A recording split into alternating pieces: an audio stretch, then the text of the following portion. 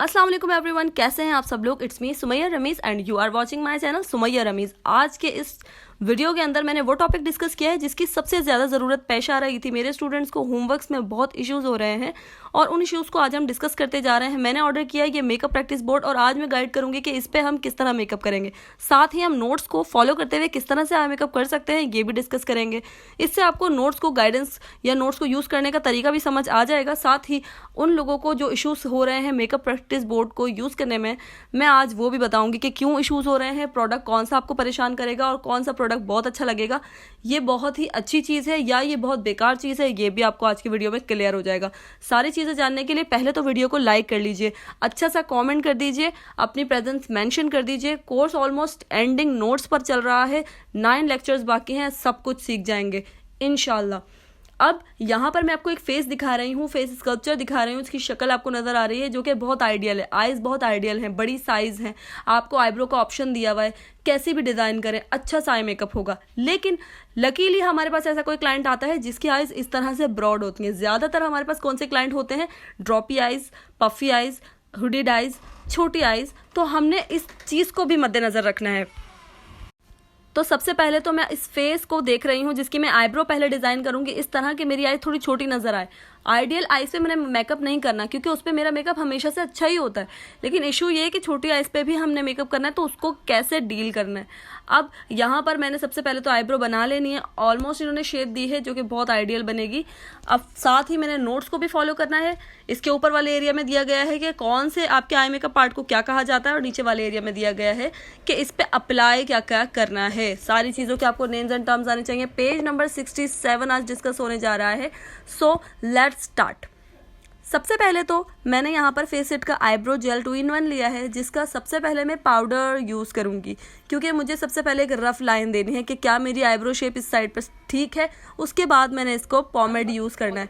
पॉमेड use करने का अपना ही मज़ा है। जब क्लाइंट पे काम करते हैं तो जो जेल है ना वो अपना ही बेहतरीन काम करता है।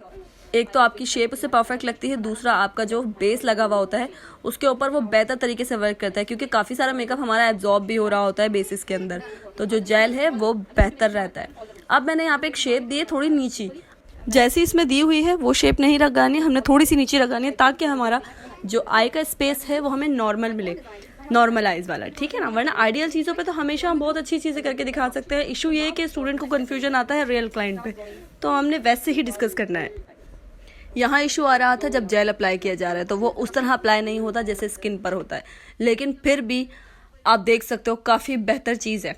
प्रैक्टिस बोर्ड प्रैक्टिस इसलिए कहा गया है क्योंकि ये है ही बिगनर के लिए, प्रोफेशनल को इसकी नीड नहीं। लेकिन जब आर्टिस्ट के पास कोई एक्स्ट्रा क्लाइंट आता है, कोई स्पेशल चीज़, तो उसके लिए हम क्या करते हैं, पहले से अपना एक आई मेकअप डिसाइड करते हैं, इस पर प्रैक्टिस कर लें। उसके बाद आप डिसाइड कर लें कि हाँ ये मैंने अपने आने वाले क्लाइंट पे करना है। नेक्स्ट अब हम शेड अप्लाई करने वाले हैं जिसके लिए हमने 4 ब्रशेस डिसाइड किए हैं और हम नोट्स के अकॉर्डिंग अब चलने वाले हैं। ये 4 ब्रशेस 4 डिफरेंट साइजेस में हैं, ये भी आपने नोट करना है किस तरह इस टॉपिक को आज हम कवर करेंगे। ये 4 brushes, high volume, low volume, medium and precised.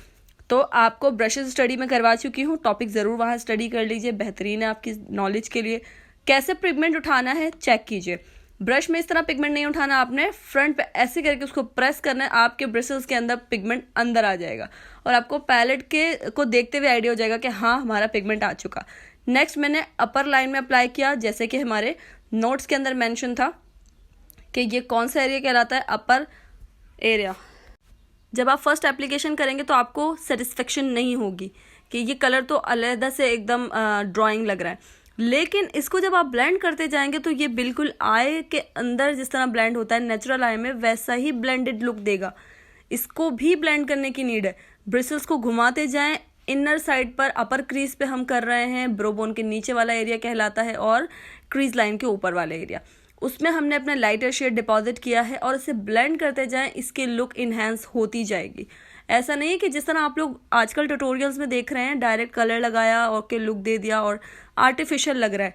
जब आप वो आई पे करेंगे तो आपको मुश्किल आएगी, इसलिए वो चीज़ ट्राई करनी है यहाँ पर जो एक्चुअली में क्लाइंट के भी कर पाएँ।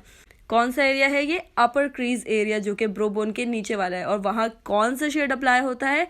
सो लुक के यहाँ पर कौन सा शेड अप्लाई होगा, मीडियम लाइट शेड, ठीक है।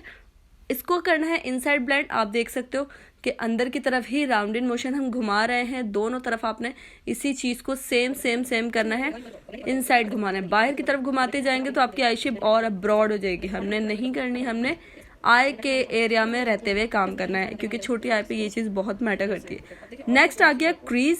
ये क्रीज लाइन होती है। क्रीज लाइन पे कौन सा शेड लगेगा? Darkest shade. क्रीज को इन्हेंस करने के लिए शेड डार्क लगता है। सो अभी मैंने इसमें डार्क शेड अप्लाई किया और अपने ब्रश को भी चेंज किया। अब दोनों पार्ट के बीच की जो लाइन है ये आपकी क्रीज लाइन है और इसमें हम लगाने वाले डार्क शेड, जिसके लिए ब्रश भी हमने छोटा लिया। पहले हमने क्रीज के अंदर अपना कलर डिपॉजिट कर दिया कि इस लाइन से, सेंटर से हम फॉलो करते हुए जा रहे हैं। अब जब कलर लगाया तो आपने देखा कि एक लुक नहीं आई, तो कब आएगी लुक? जब हम ब्लेंडिंग स्टार्ट करेंगे, क्योंकि ये एक तरह से एक आर्टिफिशियल चीज़ है, आपको हर तरह सेटिस्फाई तो नहीं करेगी, लेकिन आपको करना आना चाहिए। आप इससे भी अपना काफ़ी काम निकाल लेंगे। ब्लेंडिंग इनवर्ड होनी चाहिए, आउटवर्ड नहीं होनी चाहिए, इनसाइड होनी चाहिए, आउटसाइड नहीं होनी चाहिए। ब्लेंडिंग जितनी अंदर घुमाएंगे, बाहर का एरिया ऑटोमेटिकली ब्लेंडेड होता जाएगा। ठीक है, जैसे इसको अंदर की तरफ घुमा के ब्लेंड करेंगे, आपकी बाहर की लाइन ऑलमोस्ट ब्लेंड नज़र आएगी। अगर आपको बाहर कोई लाइन नज़र आ रही है तो वो पाउडर है, जो कि अभी हम ख़त्म कर देंगे, उड़ा देंगे, रिमूव कर देंगे पावर ब्रश से। ओके, अच्छे से ब्लेंड करना है। दोनों में डिफरेंस नज़र आ रहा होगा, ब्लेंडेड एंड नॉट ब्लेंडेड। तो छोटा ब्रश यूज़ कर रही हूँ क्योंकि क्रीज एरिया है। ब्लेंडिंग आपको जो है वो इनर साइड पे करनी है। ब्लेंडिंग के लिए मैं बार बार करती हूँ, स्टूडेंट्स भी कहते हैं ब्लेंडिंग का टॉपिक बहुत है।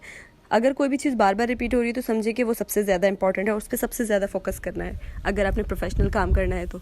अब क्या किया है, मैंने फर्स्ट वाला ब्रश लेके इसको क्लीन किया है, ब्लेंड किया है। इससे क्या होता है, एक्सेस ऑफ प्रोडक्ट डिस्कार्ड भी हो जाता है और आपके जो कोई भी हार्श लाइन होती है वो भी ब्लेंड हो जाती है। नेक्स्ट मैंने शिमर अप्लाई करना है, जिसके लिए मैंने अपने फिंगर से शिमर को लिया है। हमने शिमर एंड ग्लिटर की टेक्निक लेक्चर में सारी सीखी है, वो जाके चेक करें, कोई चीज़ मिस नहीं होनी चाहिए, प्रॉपर डिटेल में मौजूद है वो टॉपिक। यहाँ मैं काफ़ी सेटिस्फाई हुई इस चीज़ से कि ये जिस तरह मैं नेचुरल आई पे लगाती हूँ वही चीज़ मेरी यहाँ पर मुझे इससे मिली। सो आई थिंक कि ये स्टेप बहुत अच्छा रहा। इसको मैंने जो है ब्लेंड किया। कोई भी चीज़ आपकी मिस आउट होती है, शिमर ऊपर जाता है, तो आपने वापस से अपना क्रीज वाला ब्रश लेकर उसको ब्लेंड करके अपनी वापस वही जो है वो रीटचिंग करनी है। तो रीटचिंग मेकअप में जो है रिपीटेडली होती रहती है, इस बात का ध्यान रखिएगा। नेक्स्ट ये पोर्शन क्या था, ये पोर्शन होता है हमारा मिडिल ऑफ लिड। कॉर्नर वाला साइड जो है वो इनर लिड कहलाता है। तो मिडिल ऑफ लिड में कौन सा प्रोडक्ट लगेगा? ऑफ कोर्स शाइन लगेगी, ऑफ कोर्स स्पार्कल लगेगा। सो आप जो है इसको नोट डाउन करती जाएं, चीज़ें स्टेप बाय स्टेप आपको पता चलती जाएंगी। तो आपको पता चल गया मैंने यहाँ स्पार्कल लगाना, तो बिगनर के लिए तो बेहतरीन टॉपिक था ये। सो मैंने यहाँ शिमर भी दे दिया। ज़रूरी नहीं होता हर आई मेकअप में शिमर देना है, जहाँ रिक्वायरमेंट है, जहाँ नीड है, सिर्फ वहीं देना है। ठीक है, नेक्स्ट आप लोगों को ब्रो बोन हाईलाइट करनी होती है। ब्रो बोन क्या करते हैं लोग, आईब्रो की पूरी नीचे वाली लाइन को हाईलाइट कर लेते हैं। हर जगह वो रिक्वायर्ड नहीं होती, याद रखिएगा। जितना प्रोफेशनल वर्क होगा ना उतना लिमिटेड वर्क होगा। ठीक है, आंखों के साथ बहुत ज़्यादा खेल तमाशा नहीं होगा। जितना प्रोफेशनल उतना लिमिटेड, उतना प्रिसाइज, उतना ही सॉफ्ट। अब इस तरह हमने क्या है, ब्रो बोन एरिया को हाईलाइट कर लिया है और आपको इनर लिड को भी हाईलाइट करना है, इनर कॉर्नर, इनर लिड। ठीक है, तो ये हम पढ़ते भी जा रहे हैं, टर्म्स को याद भी रख रहे हैं, ताकि जब आप कोई क्लासेस देने किसी स्टेज पर खड़े हों तो आपको हर एक चीज़ की जो है टर्म आनी चाहिए, उसको पुकारना आना चाहिए। ठीक है, अच्छे से इसने आपने यहाँ पर अप्लाई करना है। That is the highlighting point. अब यहाँ हाईलाइटर लगाएं, यहाँ आप अपनी कोई भी ग्लो स्पार्क लगाएं जो है अच्छी सी जो है वो हो। अभी अंडर आई हम मेकअप करेंगे, जिसे हम लोअर लैश लाइन कहते हैं। पिगमेंट को लेने का पैटर्न आपको याद हो जाना चाहिए कि बहुत सारे लोगों का पैलेट वर्क नहीं करता, तो उन्हें पिगमेंट उठाना नहीं आता एप्लीकेटर में। सो यहाँ पर प्रोडक्ट लगाने के बाद तो आपको लगेगा कि बहुत लाइट शेड दे रहा है, लेकिन जैसे जैसे आप उसको ब्लेंड करते जाएंगे आपका इक्वल शेड निकल के आएगा और बहुत ही स्मूथ और बहुत ही प्रोफेशनल फाइन लुक देता है ये। साथ ही आपने ब्लेंड करने के बाद इसे जो है फाइन करना है। एंड में जब हम कट करते हैं अपने कलर को एक प्रॉपर शेप देते हैं, तो वो कंसीलर वहाँ पर यूज़ होगा, जो कि मैंने कंसीलर के चैप्टर लेक्चर में भी गाइड किया है। यहाँ जब मैं कॉर्नर पर टेयर डक लाइन के अंदर जब शिमर देती हूँ तो उससे क्या होता है, आपकी धसी हुई अंदर गहरी आंखें जो होती हैं वो थोड़ी सी प्रोमिनेंट होकर नज़र आती हैं। अक्सर क्लाइंट ऐसे होते हैं बहुत ज़्यादा एजिंग की वजह से इस तरह से उनके हो रहा होता है, तो इस पैटर्न से उनकी आय थोड़ी प्रोमिनेंट होती है। अब लाइनर की बारी आई। बहुत सारे लोगों का मिसकंसेप्शन है कि इस तरह प्रैक्टिस बोर्ड पर जो लाइनर है ना वो अच्छा नहीं लगता अगर आप जेल लाइनर लगा रहे हैं, लिक्विड लाइनर लग जाएगा। तो भाई मैंने यहाँ जेल लाइनर लगाया है और मुझसे लग गया। थोड़ा प्रॉब्लम आता है क्योंकि लैश नहीं लगी हुई यहाँ पे, तो आपका ब्रश बार बार नीचे की तरफ फिसलता है। प्रैक्टिस होगी तो आपको पता चल जाएगा। अब इस एरिया को हम कहते हैं अपर लैश लाइन, और अपर लैश लाइन पे क्या लगाना है हमने, लाइनर। तो ये चीज़ आपको पता होनी चाहिए। इससे आपने पेस्ट अच्छा सा बनाना है वाटर से मिक्स करके, उसके बाद अप्लाई करें। जैसे जैसे ड्राई होता है दूसरा प्रोडक्ट उठा लें। हमने भी ये लाइनर इसी से लगाया है, मैंने कोई लिक्विड लाइनर यूज़ नहीं किया। हर चीज़ ट्राई करें, प्रैक्टिस के बाद आ जाएगी। लैशेस कट कर ली थी ऑलरेडी, और इसके ऊपर मैंने जो है यहाँ पर ग्लू लगा लिया है। यहाँ लैशेस लगाना थोड़ा ट्रिकी है, और मैंने अपना फेसिट का ग्लू लगाया जो कि बिल्कुल अच्छा नहीं है, लेकिन ये मैं ग्लिटर्स के लिए यूज़ करती हूँ, लैशेस के लिए नहीं। फ़िलहाल हम बोर्ड पर कर रहे थे, तो नेचुरल आई पर जो है मैं स्वीट टच के यूज़ करती हूँ, क्रिस्टीन का यूज़ करती हूँ, ड्यू का यूज़ करती हूँ। और ये जो है मैंने थोड़ी देर छोड़नी है, जैसे थोड़ी ड्राई होती है तब लगानी है। गीली कोई भी चीज़ लगाएंगे फटाक से नहीं लगनी, ठीक है ना। तो ग्लू को आपने ड्राई करके ही लगाना है। दूसरी चीज़, आपने सीलर्स अप्लाई नहीं करने ग्लिटर्स के लिए, इस पर वो वर्क नहीं करेंगे। आपने जेल बेस्ड चीज़ें लगा सकते हैं।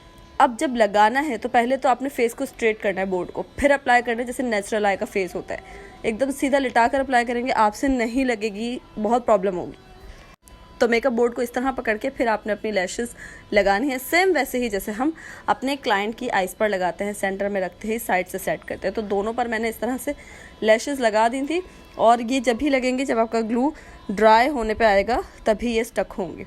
अभी मैं इनर आई पे अंदर जो है काजल लगा रही हूँ, जिसे हम वाटर लाइन कहते हैं, वहाँ काजल लगा रही हूँ। और लगाने के बाद मुझे अंदाज़ा हुआ कि ये काम भी हो सकता है, सारी चीज़ें हो सकती हैं जो क्लाइंट के फेस पे हो रही है वही प्रैक्टिस बोर्ड पे सभी चीज़ अप्लाई कर सकते हैं।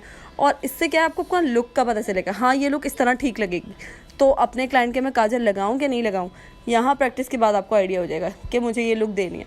तो ये थी आज की क्लास कि आप किस तरह नोट्स के अकॉर्डिंग अपना मेकअप कर पा रहे हो। जो बिगनर उनके लिए थी ये ज़्यादातर स्पेशली, और प्रोफेशनल्स को ये चीज़ समझ में आ गई होगी कि हम पहले से एक आई मेकअप क्रिएट कर सकते हैं, ताकि आने वाला हमारा क्लाइंट जो हमारे लिए स्पेशल है उसकी लुक हमें पता चल जाएगी कि हमें ये देनी है या नहीं देनी। कलर कॉम्बिनेशन डिसाइड हो जाएगा कि हमने ये कलर कॉम्बो देना है कि नहीं देना। तो भाई वीडियो को लाइक करें, चैनल सब्सक्राइब कर लीजिए, और जो मेरे नोट्स हैं वो डिस्काउंट पे अवेलेबल हैं, जल्दी से बाय कर लीजिए इससे पहले कि उस पर डिस्काउंट हट जाए। सो कॉन्टैक्ट मी ऑन इंस्टाग्राम। और न्यू बैच के लिए रजिस्टर्ड हो जाइए, और 9 लेक्चर्स के बाद आप लोगों को आपके सर्टिफिकेट्स रिसीव हो जाएंगे जो कि न्यूली रजिस्टर्ड स्टूडेंट्स हैं। टेक केयर, अल्लाह हाफिज़।